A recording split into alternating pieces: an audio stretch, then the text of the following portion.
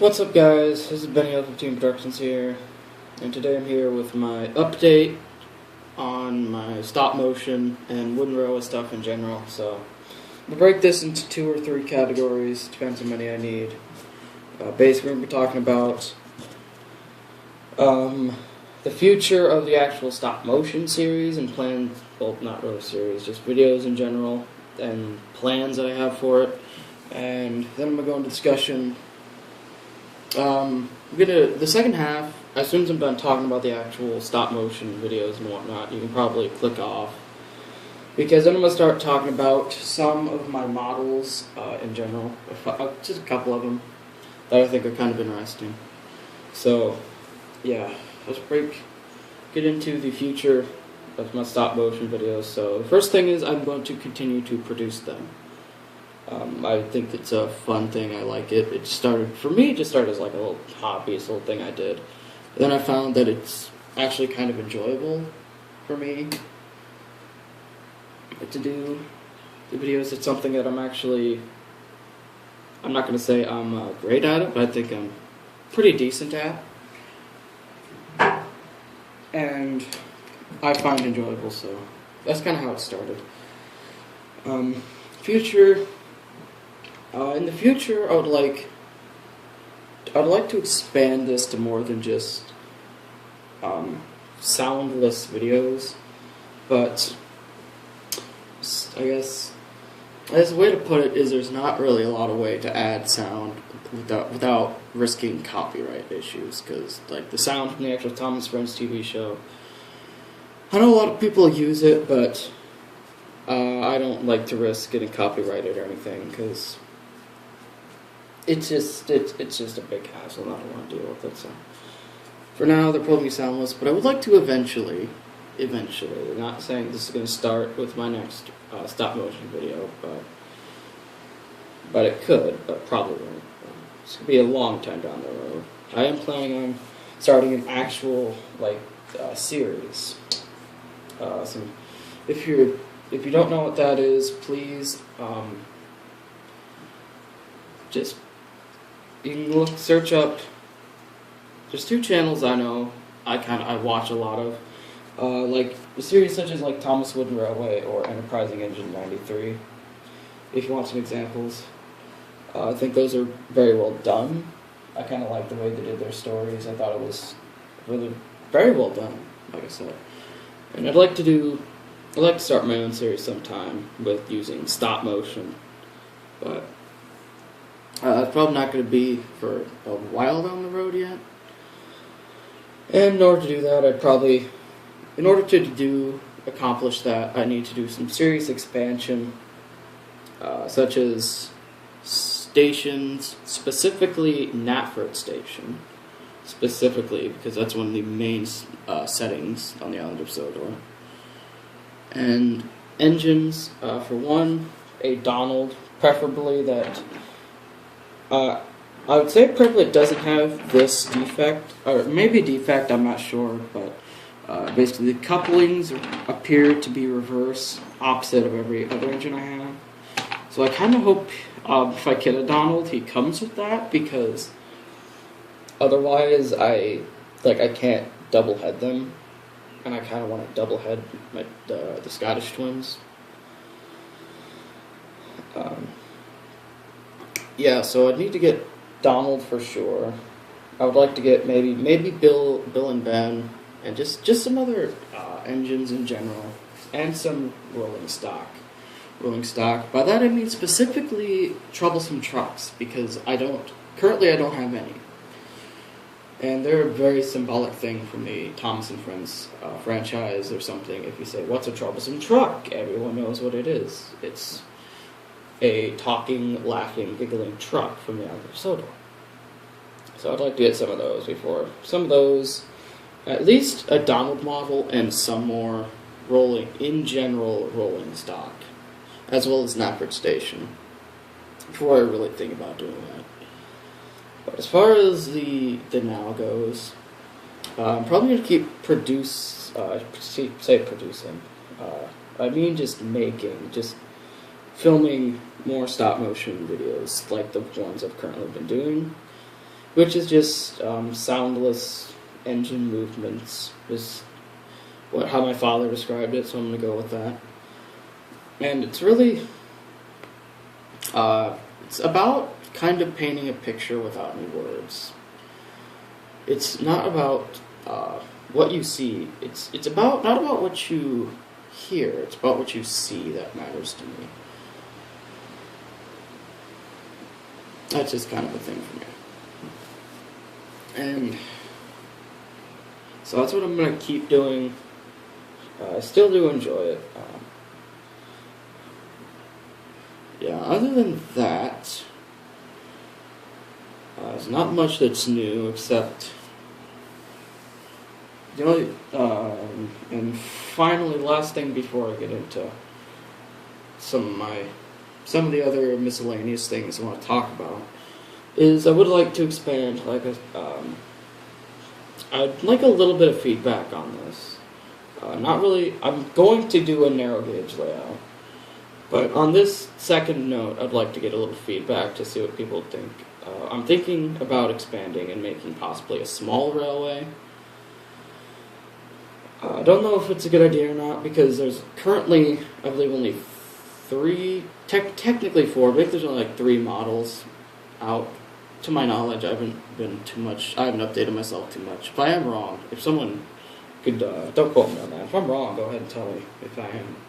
But it'd be Mike, Bert, and Frank. But Frank, I've looked on eBay. Frank cost a fortune, so I'm not sure. A little feedback would be appreciated. And any suggestions on if I were to do it, any suggestions on how maybe I could do it, because I did read the Railway Series books, but I don't know extensively into the small railways, so I'm not too informed about it. I know it exists, I know who worked on it, and that's about the limit of my knowledge of it. So if I were to do that, I would like a little bit of feedback. So yeah, so now this is the point where if you just wanted to hear the updates, you can click off now.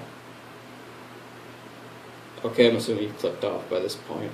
And so I'm going to pause the recording now to set up, to show you some of my more interesting, I say interesting, just some of my, more recent updated models that I have. So, hope you enjoy this part. Alright, we're back.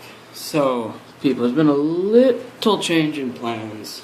I finally found 3 models I thought were actually interesting enough to do on. So I'm going to show you guys my 5 favorite models out of my collection and tell you why they're my favorite. So, these are not in any order.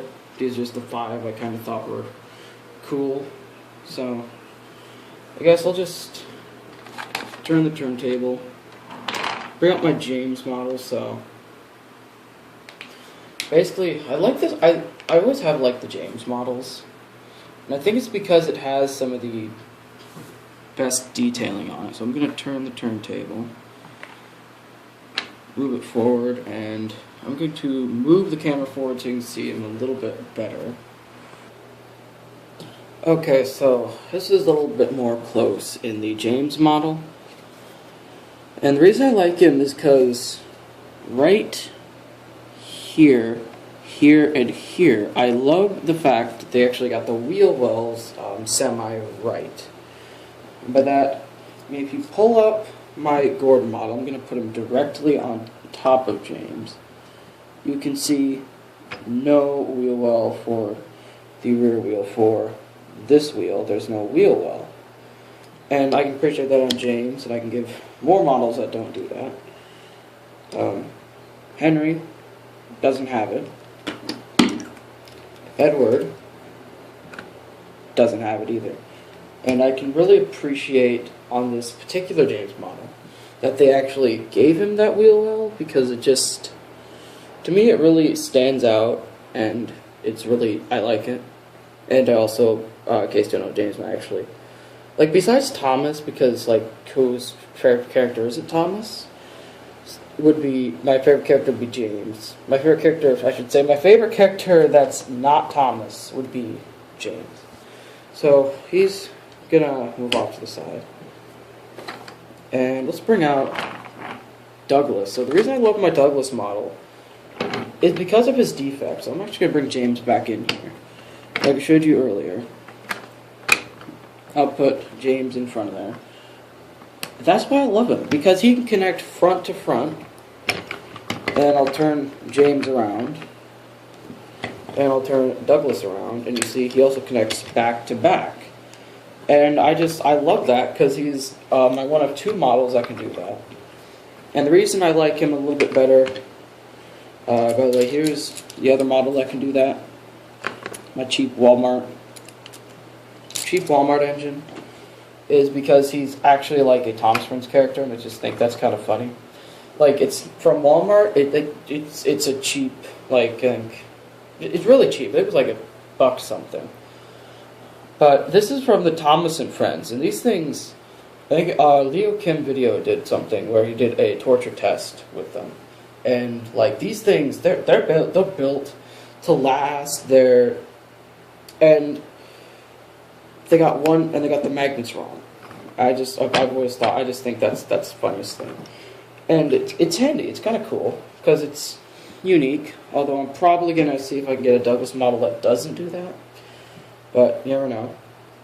So next up is everyone's favorite hero, everyone's favorite Rocky pulling engine, Diesel 10, and there's literally no other reason than the fact he has the scariest face in the Thomas franchise, and that is amazing. I love this face. That is literally the only reason, is because he still has a scary face. So moving him away, move on. Let's pull Hank out. And I've always liked the Hank model as well, because he's an American engine, and not to be the Patriot. Well, check that. To be the Patriot, the guy who wears around wearing USA glasses. I love him in the aspect that he's actually like supposed to be like an American engine, and I always loved Hank since they introduced him. And I like the fact he doesn't have wheel wells. It just has that bump that goes up, and I love that. It almost gives me a Murdoch feel. You know, Murdoch has the first 3 on the bogie, and then this wheel right here, this one, moves. And I like that in the model. I like that. I think it's really nice. And that's kind of, I like that he has in the front there, he has the cow catcher. But the other thing about the cow catcher is, and I'll pull out Toby so you can see. Toby has couplings on both sides. Put Toby back. Hank only has it on not the front, only has it on the back.